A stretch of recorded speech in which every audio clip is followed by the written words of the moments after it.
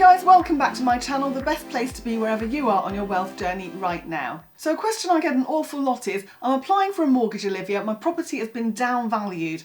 How do I get comparables together to show the valuer that my property is worth what I think it's worth? And that is a great question, and I'm going to dive in to show you exactly how I find my comparables in just a moment. So when you're mortgaging a property, you send your valuation fees to the mortgage lender. This is so that they can send the valuer out to assess the property. Now it's really important here to remember that the valuer is not working on your behalf, they are working on behalf of the mortgage lender. So even though you paid for that particular valuer, the report itself is going back to the mortgage lender so that the lender can make sure that they're happy to lend to you based on the valuer's findings. Now, of course, you can request a copy of the valuation report from your mortgage broker, so you can see it if you'd like to. The valuer will assess things like the size and type of property, so what it's made from, for example, so brick and tile in most instances. They'll also state whether they think there's anything wrong with the property, although I will stress that if you feel that there's anything wrong with the property, then the best thing that you can do is to go in and get a structural survey done on the property,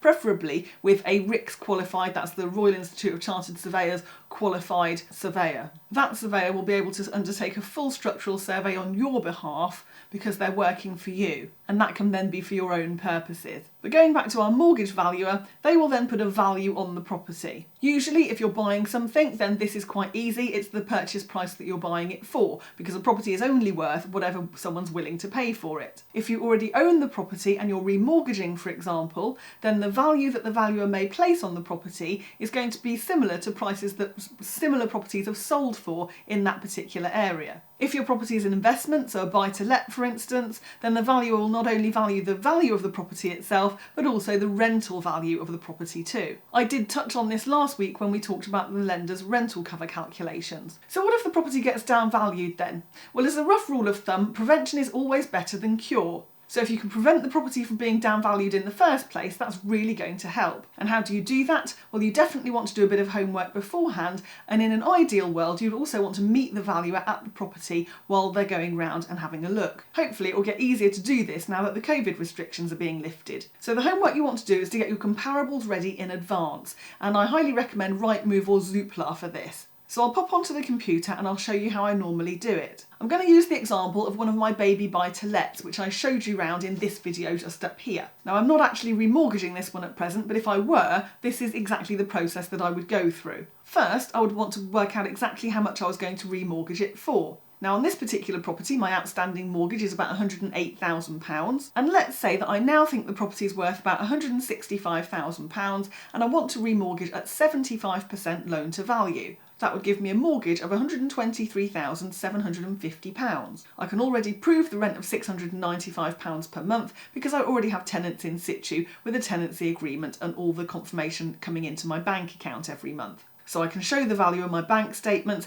and or a copy of the rental agreement. So the rental value for me is quite straightforward on the remortgage, but what I can't do is to currently prove that the value of the property is £165,000. That's how much it would need to be in order to secure the mortgage I want, and that's where our comparables come in. Now your comparables need to be like for like. So in this example, the property in question is a one-bedroom freehold terraced house. So our comparables also need to be one-bedroom freehold, ideally terraced houses. No good looking at one-bedroom flats, for example, because they're a different animal. You always want to go for like where you can. It also really helps if you know your area, so you want to be familiar with the roads around your property and the property types that are found there. You want to get at least 3 comparables if you can, and it really helps if you do this in advance, because that way when you meet the value around at the property, it will hopefully help them with their decision making. It also helps you to cement your own certainty around what the value of the property should be. So I'm going to pop onto Rightmove here. I'm going to pop onto where it says house prices at the top of the page. And I'm going to click on the drop down that says sold house prices. I then get a search box asking me to enter the town name, postcode or station. Now I'm purposely not going to put the postcode in because depending on what your property is and where it is, that will normally only give you a very small pool of properties from your particular street. And depending on the size of the street, some streets have one postcode on one side and a different postcode on the other. So although this might be a bit time consuming, I'm going to put the town name in instead. So in this case, the property is in Banbury, and I'm going to press List View. This will bring up a list of properties for me. Now I'm also going to pop some filters on here as well. So I want this area only, sold in the last 2 years. I want terraced houses, and they need to be freehold. Now, as I said, my house is a 1-bedroom, so I'm going to ignore anything else that's bigger than a 1-bedroom. I'm going to scroll down the list until I find some 1-bedroom houses. Okay, I'm scrolling down, and the first 1-bed that I found is a 1-bedroom in Canterbury Close here. Now, I actually went to have a look at this property last summer with a view to buying it, so I'm quite familiar with this one. Now, it is in a similar area to the property that I own, but it's a cluster home where you have 4 properties all back to back, and with this one the garden's at the front. It also needed quite a bit of work doing to it. And if we look here, it only sold for $149,000, which is actually quite a lot less than the $165,000 I want to achieve on the value of my property. I also know that my property is in much better condition than this one, and it's got a proper back garden as well. So let's keep going. Okay, on to the second page, and we now have a 1-bedroom house in Kilbale Crescent. This one sold for $183,000 in October 2020. This is actually in a different area from my property. It's across town, right next to Morrison's. It's in a nicer area. It's also a cluster home, but it's got a conservatory and a garage with it as well. So the footprint is bigger than mine, hence the £183,000 price tag. Now, we could use this as a comparable if we got really desperate and couldn't find anything else, because we have a good argument as to why it's so much more expensive than ours. It's always better to have properties that are worth more than your existing property and not less, like the one that we looked at in Canterbury Close. But in the meantime, let's keep scrolling. Okay, there's a 1-bed terraced house here in Sussex Drive, which sold for £160,000 last October. That's completely the opposite side of town to my property. In fact, it's much further than even the Kilbale Crescent one. But we're getting warmer because there's got a £160,000 value on this one. So although we've gotten a little bit warmer, I wouldn't actually use this one as a comparable because it is so much further away from my property. Let's keep scrolling. Now I found a 1-bed in Webb Close. This sold for $165,000 in September 2020. Now, this property is directly comparable with mine because it's literally just round the corner. It's on the same development, built by the same developer in the same year. The layout is exactly the same as mine, and it's got a proper garden as well. We can click on this to have a look at the photos, and we can see here that it looks to be in good order. So this is absolutely spot on for what I'm looking for in a comparable. So what I would do is just screenshot all of this, plus the floor plan as well, if there is one, when you're doing your comparables. And I would then pop the screenshots into a printable format. So I'd probably put them in Word or something like that. And then I can print them and take them with me when I go and meet the valuer.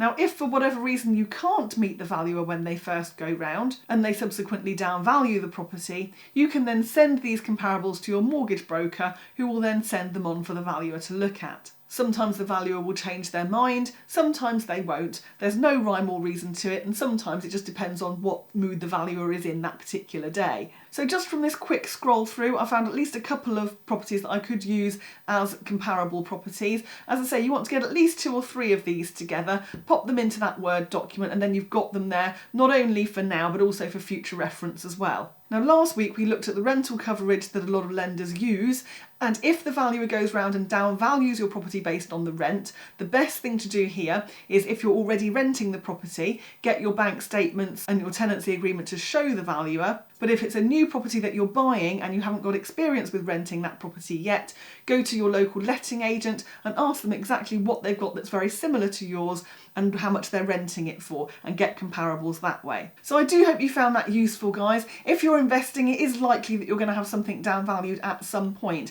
So I do hope you found this video helpful. Do give me a thumbs up underneath if you have. And also have a watch of these 2 videos up next, because they will hopefully help with your wealth journey. Don't forget to subscribe to the channel too if you haven't done that yet. And thanks ever so much for watching this week, guys. Do stay safe, and I'll see you in the next one.